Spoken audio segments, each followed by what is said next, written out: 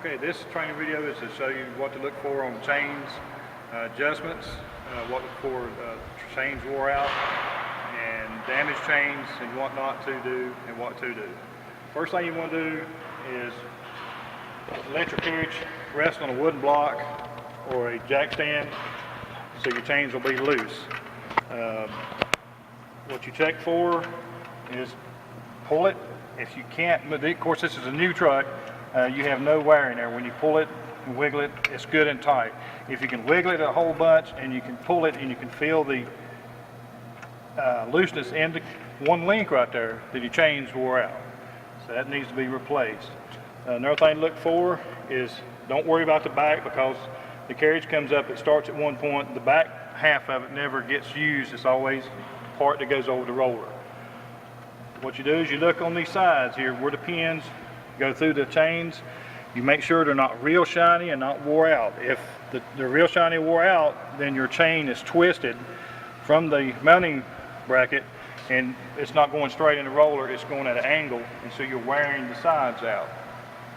Another thing to check for is on the back side of your chain, on the back, where it rolls into the roller, it should look just as good as the front. You should have the same amount. If the amount is wore out, if it's flat, real shiny there again, then the chain's been overloaded and it needs to be replaced. Your mounting brackets.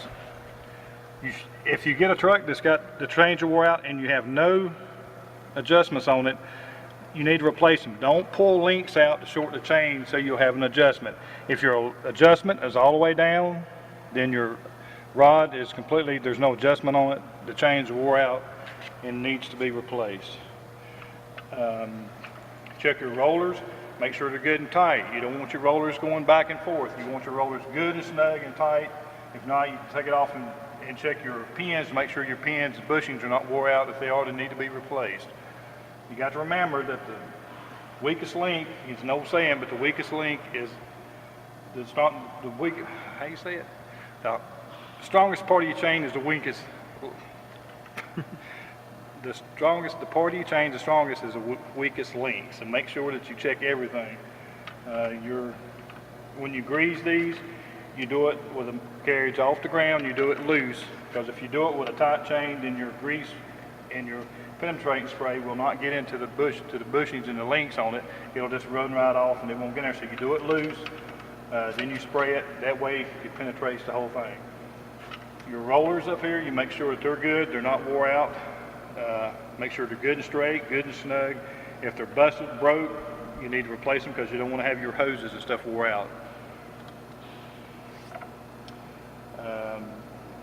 Your carriage rollers, you check those the same way. You raise it up.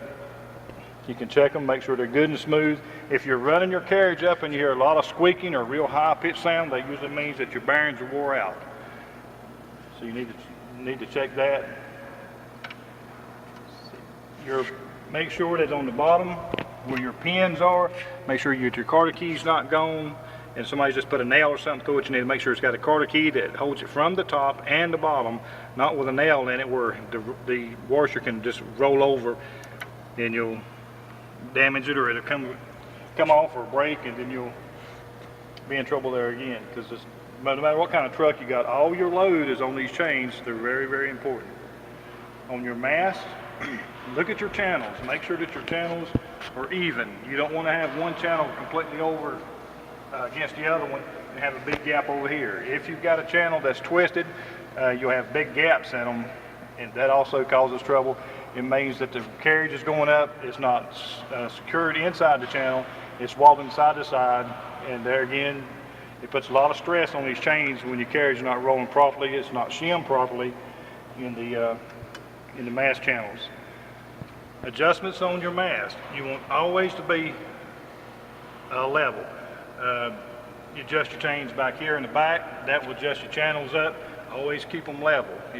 Some trucks I've seen that the two channels will be level, this channel will be down a 1/4 inch or even more than that. Always adjust your back chains so you get your mast level. Keep it level, and that way your carriage and your channels, when they go straight up, they go straight up together. They don't go straight up and turn side to side. When you're adjusting chains, it's very important that you hold this chain straight. Do not let this chain, when you take your nuts loose and everything and you're trying to adjust it, do not let the chain twist while you're adjusting it. If it twists, these things will break. They're made to go flat and flush up in the roller, and they're not made to twist. So when you adjusting your chain by your bolts, put a set of vice grips or a pipe wrench or something, hold this straight so when you're adjusting your linkage up and down, this part doesn't twist, it stays straight. That way you won't run the risk of breaking the chain, because they will break if you're going side to side.